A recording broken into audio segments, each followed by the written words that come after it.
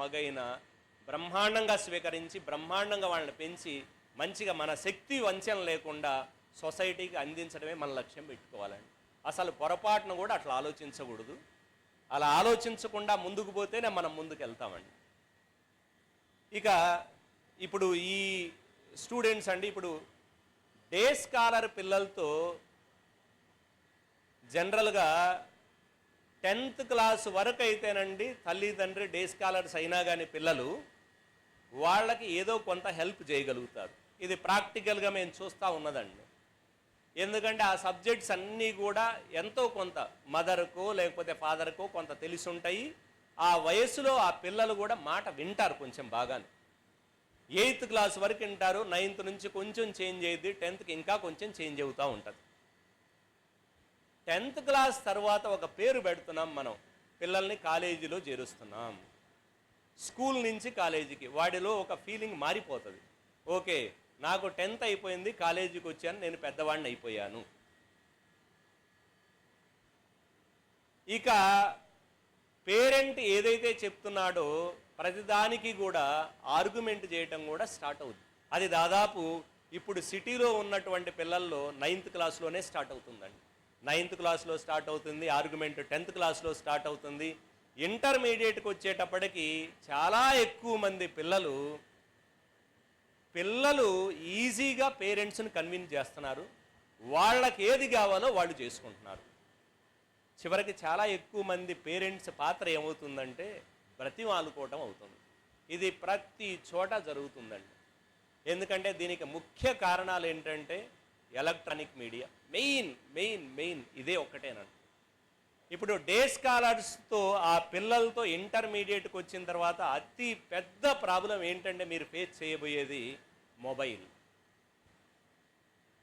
దాని తరువాత టీవీ కూడా ప్రయారిటీ కాదండి. మొబైల్ ఇది ఒకటేనండి. దాదాపు నేను అనుకోవటం ఇక్కడ ఉన్నటువంటి పేరెంట్స్లో మీ పిల్లలు ఎవరైతే ఉన్నారో వాళ్ళందరికీ కూడా ఎక్కువ మందికి పర్సనల్ మొబైల్ కూడా ఉండి ఉంటుంది. అంటే తప్పనిసరి పరిస్థితుల్లో మనం కొని ఇచ్చుంటాము, లేదా మన ఫోనే వాడుతూ ఉంటాడు. దీన్ని ఎప్పుడైతే మనం ఈ మొబైల్ యూసేజ్ అనేది మనం పిల్లల్లో అరికట్టగలుగుతామో దాదాపు ఒక 50%, మోర్ దాన్ 50% మనం సక్సెస్ అయినట్లేనండి. మరి ఇది అరికట్టడం ఎట్లా? ఇది అరికట్టడం అంటే అంత ఈజీ థింగ్ కాదండి. ఇప్పుడు ప్రతిరోజు ఇక్కడ కాలేజీలో జరిగేటువంటి వర్క్ ఏంటంటే అండి, మీ పిల్లలు 8 o'clock స్కూల్కి వస్తారు, కాలేజీకి వస్తారు. 8 o'clock వచ్చిన తర్వాత దాదాపు 5:50 వరకు కాలేజీలో ఉంటాడు. ఆల్మోస్ట్ 6:30 లేదా 7 o'clock ఇంటికి రీచ్ అవుతాడు. మీరేమనుకుంటారంటే జనరల్గా అయ్యో బాబు కానీ పాప కానీ చాలా కష్టపడి వచ్చాడు, పొద్దున్నుంచి సాయంత్రం వరకు చదువుకొని వచ్చాడు, ఏదో రిలాక్సేషన్ అంటున్నాడు కదా, ఒక ½ an hour 1 hour టీవీయో లేదా మొబైలో ఏదో ఇద్దామని అనుకుంటారు. తను కూడా ఆ విధంగానే మీదో ఒప్పందాలు కూడా చేసుకుంటారు పిల్లలు, పాప కానీ బాబు కానీ. మరి దీని నుంచి బయటకు రావాలి. ఇది నేను ఇంటర్మీడియట్లోనే ఎందుకు చెప్తున్నానంటే మన పిల్లలందరూ కూడా ఇప్పుడు రాయబోయేటువంటి ఎగ్జామ్స్ బైపీసీ కానీ ఎంపీసీ కానీ స్టూడెంట్ నేషనల్ లెవెల్ ఎగ్జామ్స్ అండి. ఇప్పటి వరకు రాసినటువంటి exam 10th class board exam మాత్రమే. బోర్డ్ ఎగ్జాము చదివితే మనకి 95% వస్తుంది, 100% మార్కులు కూడా వస్తాయి. మరి కాంపిటేటివ్ ఎగ్జామ్స్ అనేవి అలా కాదు.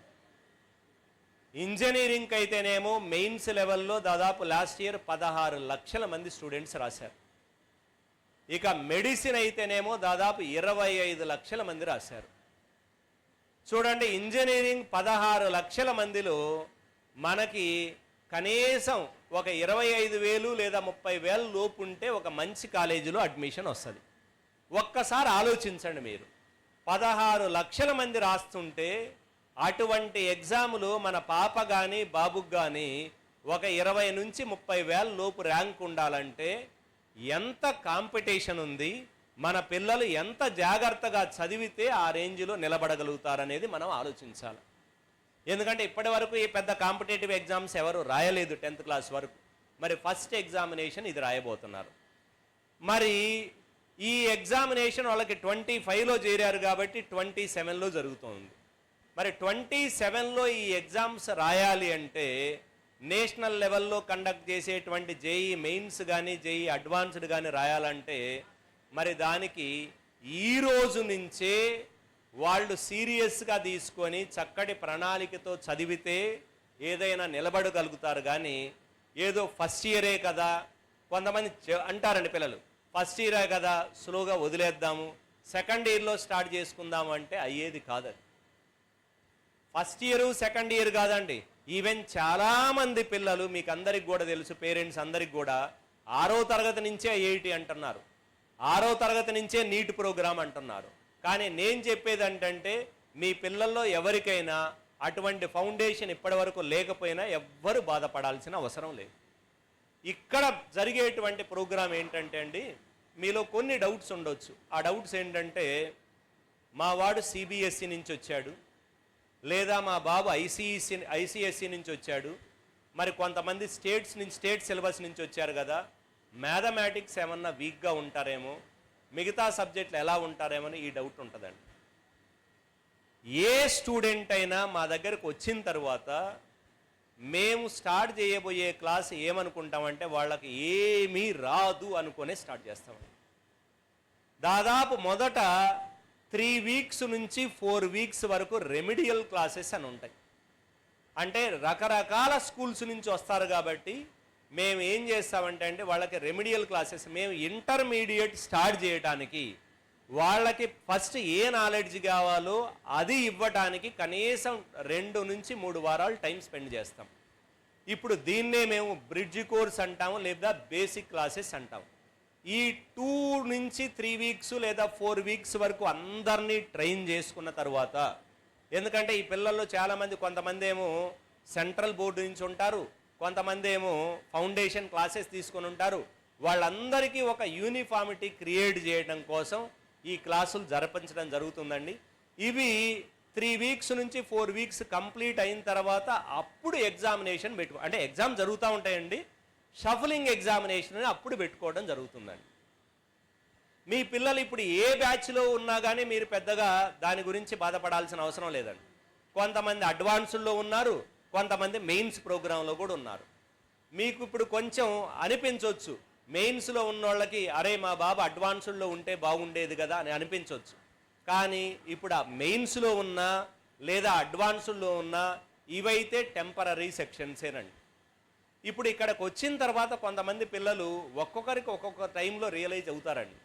నిజంగా పిల్లలు టార్గెట్ పెట్టుకొని నేను ఖచ్చితంగా ఒక మంచి ఇంజనీరింగ్ కాలేజీలో సీటు సాధించాలి అని డిసైడ్ చేసుకుంటే 2-3 నెలల్లోనే వాడికి చేంజ్ వస్తుంది.